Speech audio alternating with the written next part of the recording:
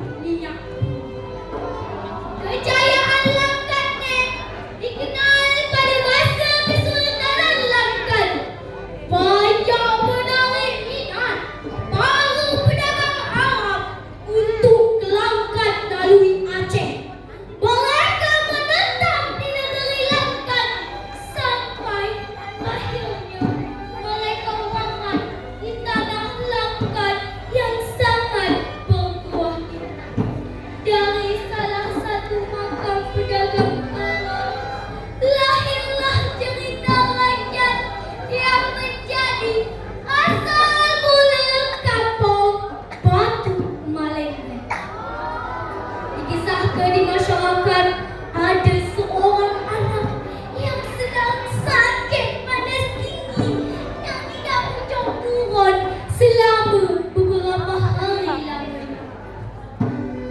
Ah, Omar, tak pedih kali ku rasanya, Pak.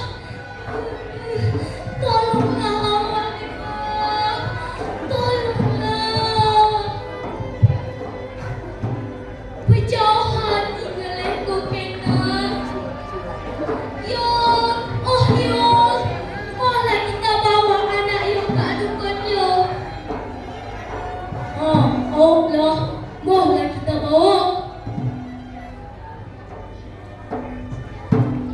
Dong, oh dong, tolonglah anak kami ni dong.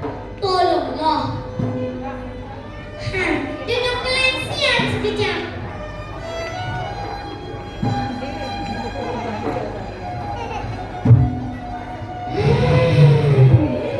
Kalau anak kalian ingin sembuh, bawalah ia ke kuburan yang bernama Said Muhammad. Ambil batu yok, letakkan batu yok ke air. Tupe diminum oleh anakmu. Sana kalian ambil batu yok segera.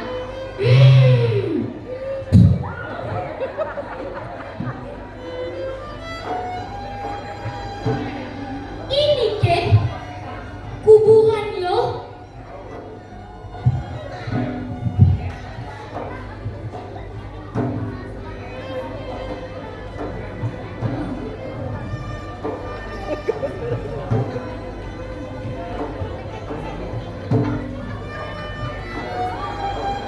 Nah, minumlah nak.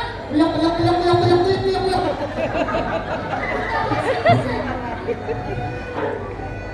Padu pukali hari nak. Anak yang sembuh. Orang tuanya sangat senang.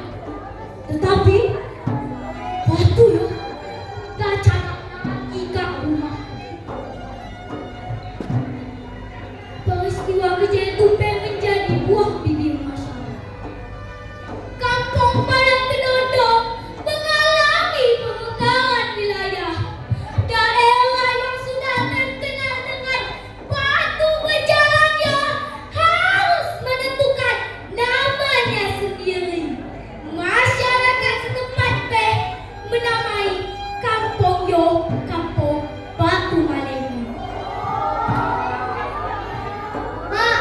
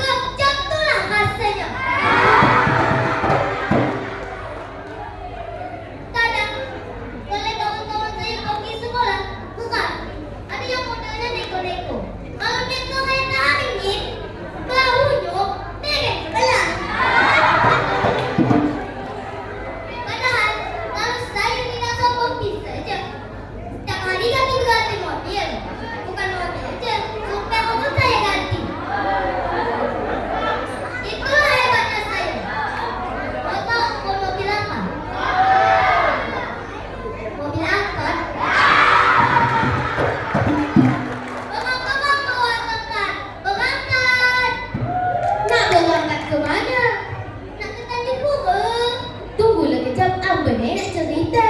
Awaklah. Suatu subuh, terbangkit Ambe dari tidur. Kelih sekeliling, gelap gulita, maya pada kelatan. Ingat hati Ambe nak keluar kamar. Abang-abang Ambe juga lebih tu keluar teh. Abang-abang, nak tinggal. Berjalan Ambe lagi dengan abangnya. Tetakal Ambe puyuk, tetakal Ambe pula wayah listrik. Tersungkung Ambe, termasuk kepala Ambe kat bawah katil. Habis yo, terjabat Ambe tak maya.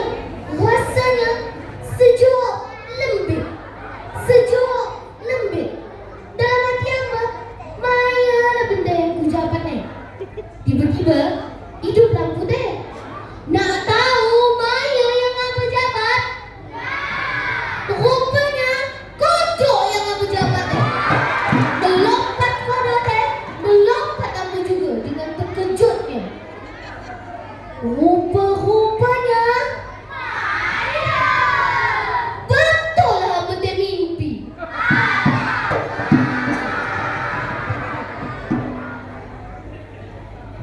Rupanya mimpi kau teh. Di sini Ambe nak mencerita ke satu kisah yang berasal dari tanah langkat yang bertajuk Legenda Selendang Jeru. Pada zaman dahulu kala, hiduplah dua orang akak beradik. Bang Segara dengan Sri Bania namanya. Diajak Bang Segara tu lah adiknya merantau dengan perahu. Rupanya perahu tu bocor. Dia lah kawan je yang berlari perahu ni. Tapi kalau kau nak tahan, janganlah kau bahang bagi lima yang ada di sini. Kalau kau bahang juga, bahaya demi makhluk. Kira apa dia? Sri Bania pelalulah dia ke tangan rani di bumi. Tak mandi, rupanya adalah seorang digital makhluk. Dia ulang sana namanya. Maka dimasukkannya dia menyetek ke dalam balima. Sehingga Sri Bania terbuka tak faham bahaya. Dipahamnya lah bahaya. Mengandunglah ia kerana bahawa ada di mati. Beberapa bulan kemudian lahir anak kita.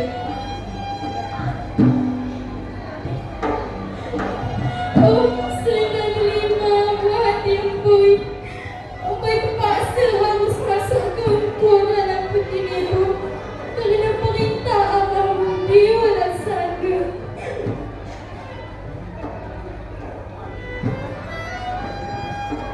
Sudah yo, dibawa dia ulang sana tidak Sri Bania lalu. Hanya seorang anak dalam peti ditinggalkannya. Pulang dia dari kerja dan tak ada ia di rumah lagi. Tok tok tok. Sri Banian? Oh, Sri Banian. Peti main ni. Berapa lama terdengarlah suara Sri Banian sama-sama. Oh, ayo, kalau kau nak mengantar esok, bawalah pergi undai-undai kau. Kalau kau nak jadi raja, bawalah pergi kita. Sudah yo, dibuka lah peti teh. Ada seorang anak dalam peti teh rupanya.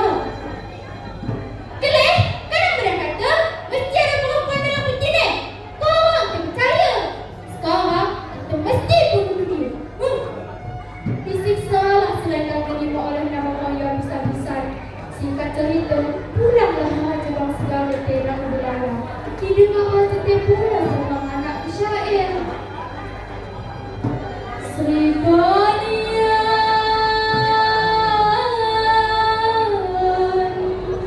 nama Amboi Ewalah sana, nama abaiku. Mendengar syair dia, barulah Raja Bang Segara tersadar bahawasanya selendang kelima ni ialah anak dari adik kandungnya sendiri. Bila ku ingat bukan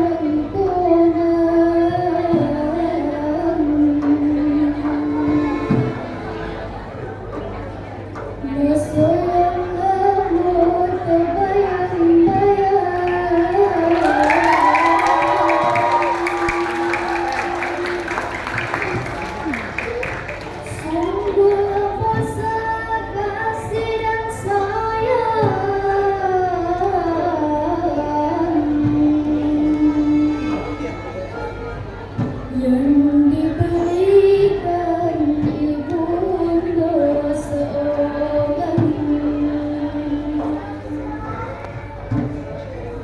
Sembilan